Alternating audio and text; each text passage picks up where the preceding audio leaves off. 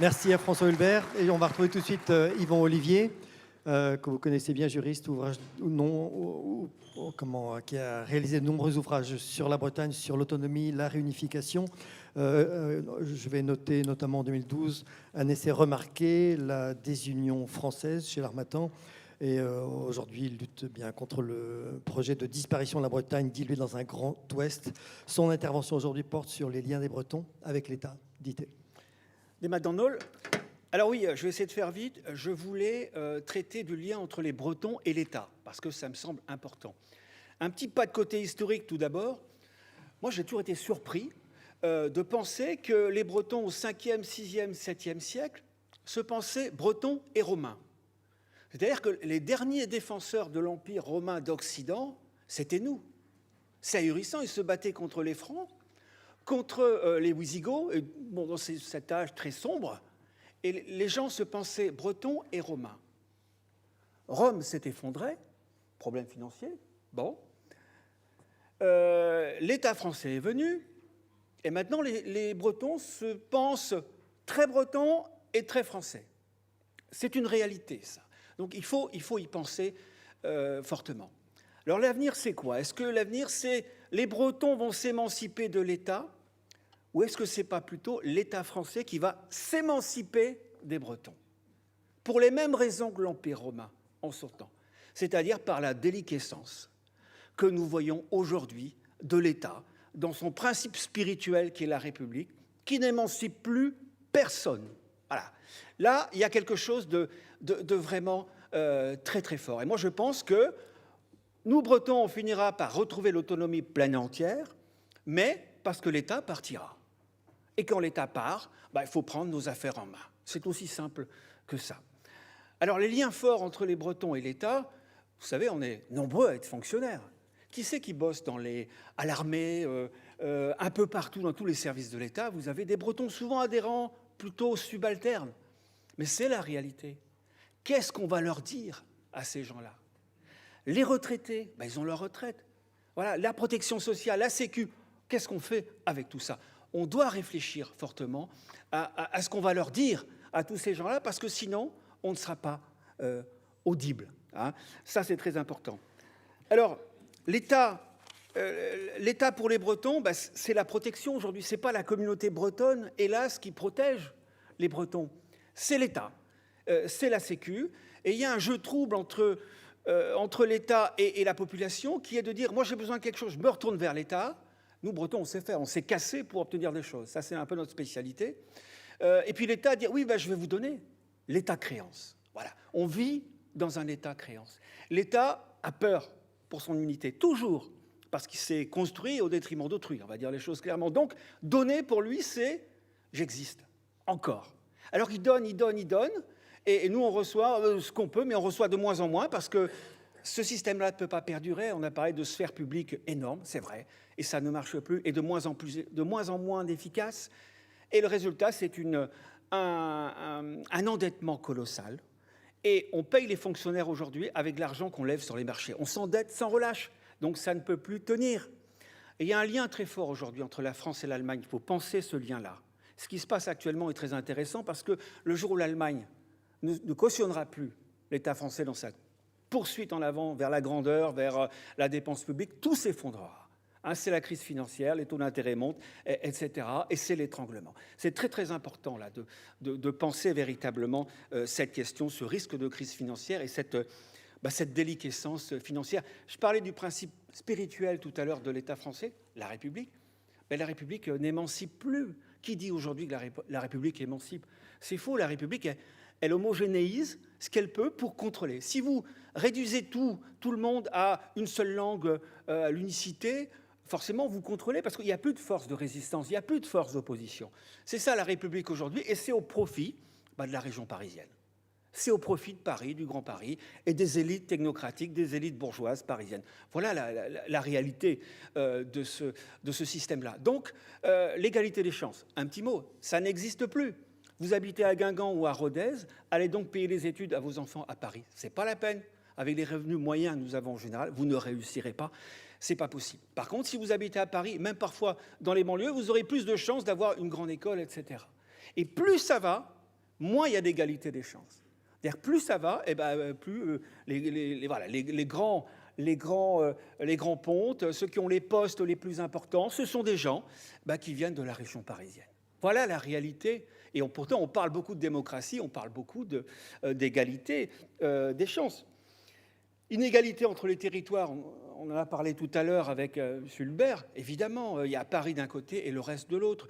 Il y a les métropoles qu'on a montées un petit peu en épingle, parce que c'est une manière de diviser aussi. On crée des métropoles qui ont un budget supérieur au budget de la région Bretagne. On croit rêver, avec des fractures sans l'autre fracture, etc. C'est une manière aussi de dominer. Et puis dans les métropoles, il y a quoi? Il y a les bourgeois. Les bourgeois, ils sont comme à Paris, c'est pareil. Voilà. Et il n'y a plus d'altérité, si je puis dire, dans ce monde bourgeois. La définition de la bourgeoisie, d'ailleurs, c'est le refus de l'altérité. C'est ça, la définition de la bourgeoisie. Alors, et nous, Bretons, là-dedans, nous sommes les variables d'ajustement. Comme tous les membres des peuples périphériques, on n'est pas tout seul. C'est curieux, d'ailleurs, les peuples périphériques de France, ils ont perdu beaucoup de leur culture, de leur langue, ils ont pris beaucoup sur la figure, et ils ont toujours servi de variable d'ajustement. Et aujourd'hui, c'est eux qui sont CRS, c'est eux qui occupent toutes ces fonctions-là, un peu subalternes dans la fonction publique. Donc nous sommes les variables d'ajustement. Et à Paris, on ne voit pas le problème. Les Jeux Olympiques, pour les faire, maintenant, on va dire il n'y aura plus de festivals en province, démerdez-vous. Ahurissant, ils n'ont pas vu le problème à Paris. Voilà, nous sommes toujours les variables d'ajustement. Arrêtons d'être les variables d'ajustement, parce que c'est ça qui fera arrêter aussi le système. Si nous disons oui en permanence à toute cette dérive-là, eh bien, rien ne se passera, et le système, eh bien, il fonctionne parce qu'on est là, justement, et qu'on le fait fonctionner. Quel discours pourrions-nous tenir vis-à-vis des Bretons? Quel discours, déjà, les rassurer aussi. La retraite, la sécu, c'est les droits acquis. Ça, il ne faut pas y toucher. Leur dire que la Bretagne, c'est aussi un lien fort. Et l'autonomie, c'est un vecteur aussi de protection. La communauté bretonne, elle a le droit de se protéger. Il faut forger des outils. Et là, il faut inventer dans la dynamique citoyenne qu'on va mettre en œuvre, il faut qu'on réfléchisse à cette question sociale. Qu'est-ce qu'on va leur dire? Il faut trouver quelque chose là, donc qui soit très très fort, avoir un discours très argumenté là-dessus. Leur dire aussi, bien sûr, l'autonomie, c'est l'égalité. On est dans l'ensemble français, l'autonomie, c'est l'égalité entre les régions, entre les territoires. Voilà. Et ça, c'est quelque chose de tout à fait important. Et leur dire aussi donc que l'autonomie, ça ne va pas être moins d'État, moins de puissance publique, ça va être plus d'État, plus de puissance publique. Parce que mieux d'État, mieux de puissance publique, une puissance publique plus proche des citoyens, plus responsable et pas irresponsable, justement. Ça va être un État partagé. Et là, j'en viens à quelque chose qui me tient à cœur, c'est la souveraineté partagée. Le partage de la souveraineté. Voilà. Nous aussi, Bretons, nous avons le droit, sinon à notre impérium, nous avons le droit à notre part d'impérium. Et ça, c'est quelque chose de fondamental. Et si nous voulons aujourd'hui sauver l'humanité, on va le faire comment? Il faut partager cette souveraineté. Ça veut dire que les États-nations, les grands États-nations sont capables de sacrifier une partie de leur souveraineté pour pouvoir régler les grands problèmes mondiaux. La richesse se partage, tout se partage. Si l'humanité aujourd'hui veut s'en sortir, ça sera par la notion de partage. Et le pouvoir aussi se partage. Ça, c'est important. Alors que pour la conception française, le pouvoir ne se partage pas. C'est le principe, le socle de tout, l'indivisibilité de la souveraineté nationale. Bon, voilà, ça c'est le socle pour la France, c'est le nœud qu'il faut faire sauter. Je le dis franchement, l'indivisibilité de la souveraineté nationale, c'est un principe politique, juridique terrifiant, d'une cohérence redoutable, philosophique aussi. Et pour le remettre en cause, c'est extrêmement difficile. Et aujourd'hui, cette souveraineté, elle est issue de la pensée française. C'est Baudin qui a théorisé un petit peu tout cela. Elle est indivisible, absolue. Donc c'est quelque chose qui est très ancré en France. Elle s'exprime dans la loi, cette souveraineté. Donc c'est l'article 34 de la Constitution, c'est toutes les grandes affaires, c'est tout ce qui est plus important. L'enseignement, pour nous, c'est important, la recherche, la fiscalité, la propriété, etc. Les grandes choses, le plus important. Le pouvoir réglementaire, c'est le pouvoir exécutif. On a concédé, pour les collectivités locales, un petit pouvoir réglementaire, mais résiduel et secondaire, qui dépend de la loi et qui dépend des compétences de la collectivité. Autrement dit, pas grand-chose. La souveraineté de la nation, l'indivisibilité de la souveraineté du peuple français, il n'y a pas de délégation de pouvoir législatif. Pas de délégation, mais il peut y avoir des habilitations. Habilitation de pouvoir législatif comme habilitation de pouvoir réglementaire, mais c'est tellement corseté, tellement fermé que ça ne marche pas, et ça ne peut pas marcher parce que le système n'en veut pas. Donc le législateur dira non, ou ne répond pas, le gouvernement ne répond pas non plus. Et ça, nous le savons, c'est un échec. Comme disait Hulbert tout à l'heure, la décentralisation, c'est ce qu'on a inventé de mieux pour maintenir le système centralisateur. Donc ce sont des artifices décentralisateurs, il y en a plein. Vous avez l'expérimentation dans la Constitution, ça ne marche pas, personne n'a jamais fait marcher ça. Le système n'en veut pas, c'est trop compliqué. L'habilitation législative, comme je disais, ça ne marche pas. La loi 3DS, on en a parlé tout à l'heure, mais on aménage des transferts de compétences entre les collectivités locales, mais pas de délégation normative. C'est ça qui est important, prendre les décisions qui nous concernent. Rien du tout. La Corse, il y a eu du progrès, c'est vrai, un statut pour la Corse, c'est important. Jean-Guy Talamoni en parlera évidemment beaucoup mieux que moi, mais il y a eu un statut particulier avec plus de compétences et un pouvoir de proposition, d'adaptation des lois et des règlements. On peut dire c'est important. La Corse a demandé plein de choses. Il y a eu un retour ? Que dalle, hein, on est d'accord, parce que le système n'en veut pas, parce qu'il y a cette technocratie, cette grande administration qui est redoutable, qui a une pensée cohérente et qui rejette absolument tout. Ils vivent tout simplement dans leur monde. Donc, voilà, moi j'en déduis que ces artifices-là, ça ne marche pas. Forme d'habilitation législative à intervenir dans la loi, il y aura beaucoup trop de conditions, ça ne marchera pas. Et ce que je crains, moi, avec le groupe de travail, la dynamique qui est lancé aujourd'hui au Conseil régional, et le vœu d'avril a été une grande surprise, très importante, avec quelques petits pas de recul en arrière, hein, ensuite de la part notamment de Chéné-Girard, le président de la région Bretagne, de dire pas d'intervention dans le domaine de la loi, pas de statut constitutionnel. Là, on a du mal à comprendre quand même. Là, il y a quand même un gros souci. Donc, ce que j'ai peur, c'est qu'on nous trouve à une petite proposition d'habilitation législative ou réglementaire qui, évidemment, ne marchera pas. Parce que le cœur du système, encore une fois, c'est ça. C'est intervenir dans le domaine de la loi. Il faut la pleine autonomie législative. C'est ça, voilà. On me dit que c'est impossible.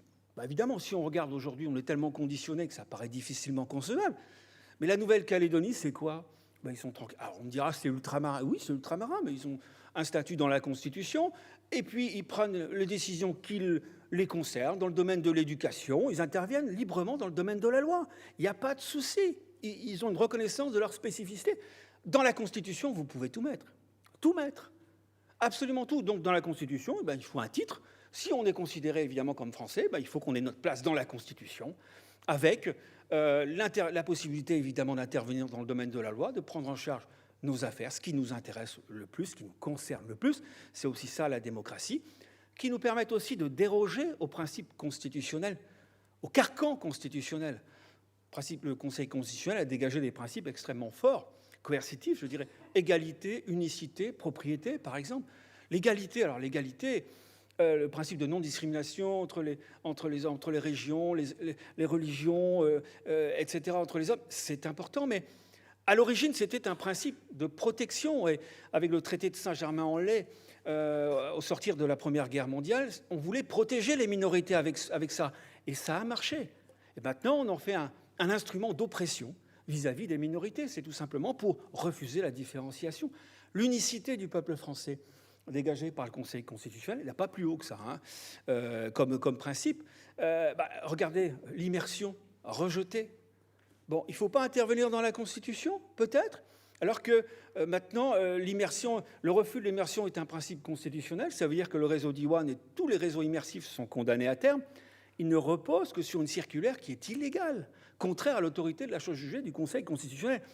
En aparté, c'est un signe majeur de la fin de l'état de droit et de la déliquescence, quelque part, juridique du système français. Voilà. Mais ça veut dire qu'il y a des gens qui sont toujours là, vers la manière de laminer au mieux tout ce qui peut émerger de différent. Donc c'est très très important ça. Donc par rapport à la propriété, principe constitutionnel, on parle beaucoup de statut de résident. Ben oui, aujourd'hui la Bretagne elle est à vendre. Voilà. Donc si on veut intervenir dans ce domaine-là avec un véritable statut de résident, pas des demi-mesures, eh bien il faudra aller jusque-là, avoir un statut constitutionnel adapté et pouvoir intervenir à ce niveau-là, et donc passer outre à tous ces grands principes constitutionnels qui sont autant de carcans. Alors, je pense vraiment qu'aujourd'hui, le temps n'est plus au faux semblant, à la demi-mesure, ce qu'on essaiera sans doute de nous faire avec nous produire des petites avancées, mais qui ne serviront à rien, qui ne marcheront pas, bien sûr. Voilà. La question aujourd'hui, c'est qu'il nous faut une révolution copernicienne.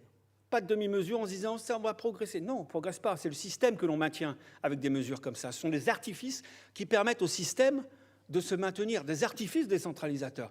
Donc il faut dire niet. Voilà. On veut l'autonomie pleine et entière avec quelque chose de fort. Je ne dis pas que politiquement en Bretagne, on est à ce point-là. Hein. Je ne le dis pas. Mais je dis simplement ce qu'à mon sens, il nous faudrait. Tout ce débat-là, c'est l'occasion de répondre à cette grande question. On est quoi? On est qui, en fait? Nous sommes une région ou un peuple? Aujourd'hui, c'est la question à laquelle il nous faut répondre. Si nous sommes une région, il faut être cohérent. Une région, c'est secondaire. Une langue régionale, je mets toujours des guillemets à langue régionale, une langue régionale, elle peut crever, elle est régionale, elle est secondaire. Qu'est-ce qu'on en a à foutre? Elle est secondaire. Voilà, je suis un peu loin. Mais la culture bretonne, elle est formidable. Il y a une culture au niveau musical, des choses extraordinaires que nous avons. Mais elle est en voie aujourd'hui de folklorisation. Pourquoi? Parce qu'on n'a pas l'autonomie politique, parce qu'on n'a pas de résilience politique en Bretagne. Où sont les canaux de distribution pour faire vivre vraiment cette culture qui repose vraiment sur le bénévolat de notre peuple et puis notre savoir-faire à la base? Mais la réalité, c'est qu'il nous faut bien évidemment cette autonomie politique pour pouvoir sauver tout simplement notre culture. Si on dit que nous sommes un peuple, ce que je crois vraiment, ça veut dire qu'on a le droit à l'émancipation, à l'autonomie politique et à l'émancipation. Je pense que la politique, c'est l'art de l'émancipation sur tous les terrains. Émancipation culturelle, politique, économique, émancipation sociale aussi. Tout cela. Voilà. Et je crois vraiment que l'art de la politique, c'est avant tout l'art de l'émancipation. Et sur ce terrain-là, on peut se poser des questions parce que parmi beaucoup d'entre nous, j'ai le sentiment parfois qu'on a un peu perdu le sens de l'émancipation. Voilà, je le dis franchement, pour militer depuis 20 ans, pour essayer de faire des choses, il y a des gens qui parfois sont tellement près des institutions régionales que ça ne bouge pas trop, quoi. On va dire les choses comme ça. Donc, soyons clairs dans notre tête. Pour conclure, qu'est-ce que nous pourrions faire? Qu'est-ce que nous devrions faire? Je ne dis pas que c'est la région qui va le faire, parce que politiquement, c'est très, très difficile. Et puis, on voit bien les petits mouvements de reculade. Ce projet de statut pour la Bretagne, statut constitutionnel, c'est aux Bretons de l'écrire, de le voter solennellement par l'Assemblée du Conseil régional de la Bretagne, bien sûr, de le porter politiquement vis-à-vis du peuple et vis-à-vis de l'État français, avec au besoin, pourquoi pas, un référendum, consultation, même sauvage. Il y a des arguments, il y a des moyens d'agir, de pousser. Et pour le peuple, bien évidemment, il faut pousser, quoi. Il faut qu'il y ait une mobilisation, il faut qu'il y ait des ferments de mobilisation, qu'on soit capable de parler au peuple aussi, qu'on initie énormément de choses. Et l'Assemblée d'aujourd'hui, qui est très fournie, me laisse penser que c'est tout à fait envisageable de lancer comme cela une grande mobilisation qui va pouvoir montrer que le peuple breton, il est toujours là et il veut l'émancipation et rien d'autre. Nous ne sommes pas seuls. Ça aussi, ça me paraît important parce que, comme je le disais tout à l'heure, nous sommes pour l'instant les variables d'ajustement du système, mais c'est toutes les périphéries françaises qui sont concernées par ça.